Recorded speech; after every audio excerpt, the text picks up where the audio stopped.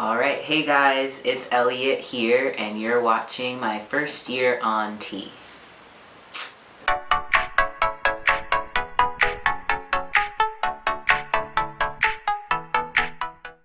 So, this week's topic is, have you changed your name and your gender marker, and how is it like in your state or where you're living to do that. So, today's actually a really good day to talk about this because I just changed my name and my gender marker on my license today. Hooray! And I also went to the bank and changed it on my bank and got a new debit card and all that. So I'm pretty much all done with the big steps of my name and gender change, which is awesome because it's just annoying to do.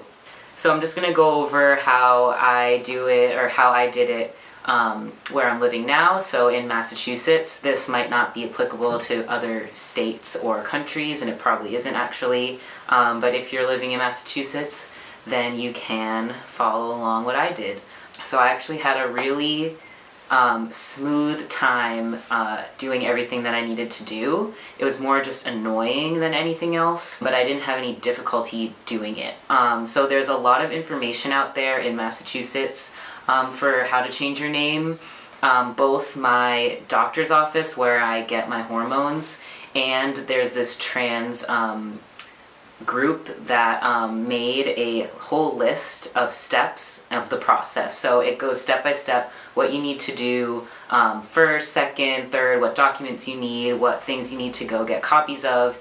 All of that is in a really convenient list online, and I'll put that in the description if you're interested in that. So the first step for me was to get a court-ordered name change.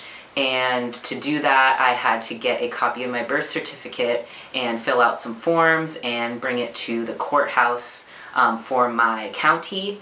And then they would look over the documents and I would be all set. So luckily in my county, I didn't have to appear in court. I just had to go drop off the forms, and then a couple weeks later they mailed me congratulations, your name change was approved, here's a certificate saying it was approved, and you're all done. I know in other counties you do have to have a court date, just depends on where you live. And in some places in Massachusetts, you also have to publish a change of name announcement in your local paper. I didn't have to do that either, and I think that's kind of stupid because, first of all, it can be not safe for some people to announce that they're changing their name and that they're trans, and second of all, it can be really expensive. So I lucked out in that I didn't have to do that. Another factor that I was lucky to not have to do was pay a fee. So you normally have to pay $150, I think, is the name change fee in Massachusetts.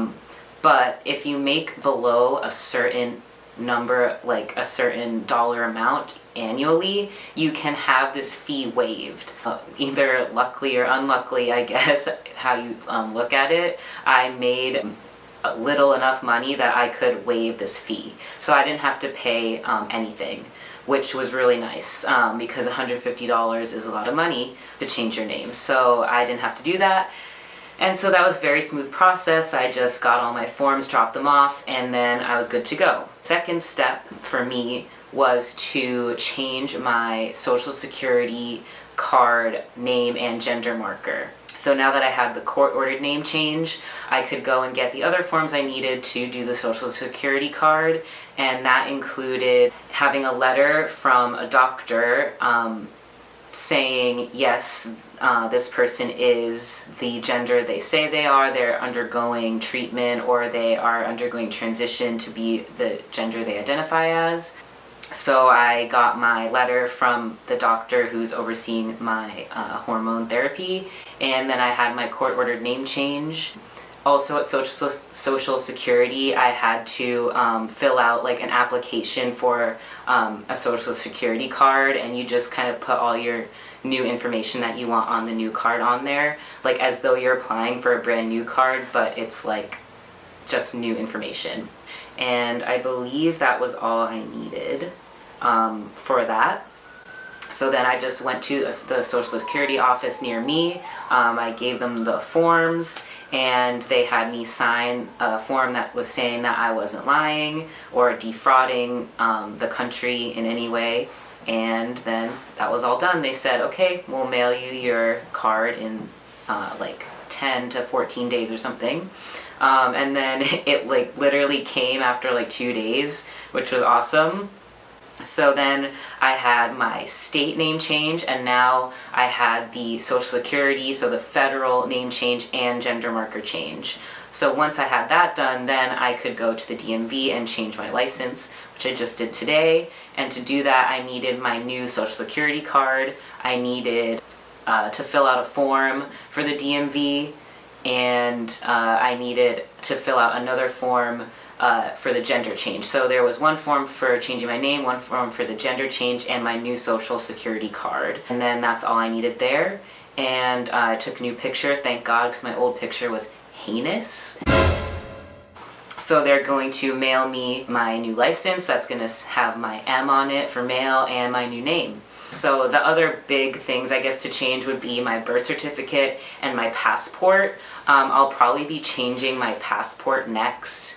But I'm not going out of the country like anytime soon, so it's not like high up on my priority list. And my birth certificate, I don't think I have to change it, so maybe I will, like if I have the time or the energy, but it's not really like something I'm super like, oh, I need to get that done, because it's not like completely required, so I might just leave it. So then now all that's left to do is a bunch of the annoying little stuff. Like I changed my bank information today. I have to call my health insurance and change my name there. And a tip I learned from my doctor's office is that for your health insurance, you can change your name with the health insurance, but not change your gender marker. And the reason why you wouldn't want to change it is because if you change from like female, if you're assigned female at birth, to male, then they'll give you a hard time if you need like female services. So for example, like a pap smear or like a mammogram or something like that you should be getting checks on, the insurance won't cover it, because they'll be like, well, if you're male then you don't have these things, like why would you need that done? So you can literally change your name and just not tell them about the gender thing, and that's not illegal. So that's what I'm planning on doing, since I'm not having a hysterectomy, and I still have like female like organs, so I'm not gonna change the gender with my insurance. And then a bunch of other little things. I gotta do a change of address at the post office. I have to call my university and have them change my name in their records. I have to call my loan servicer and change my name with them. So now it's all just like little annoying things. It's nothing that like needs a bunch of forms filled out. So yeah, that's how you do it in Massachusetts. And again, I'll put all the information that I used in the description if you want to look it over. It could be helpful even if you don't live here, just to give you a general like idea of like the steps that you have to take in order to, you know, get all this done, which is annoying and nobody likes it, but once it's all done, it's like totally worth it.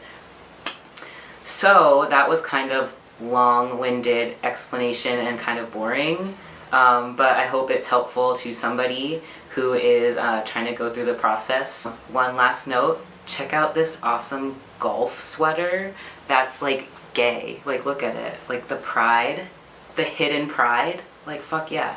So that is all, and I will see you guys next week. Peace.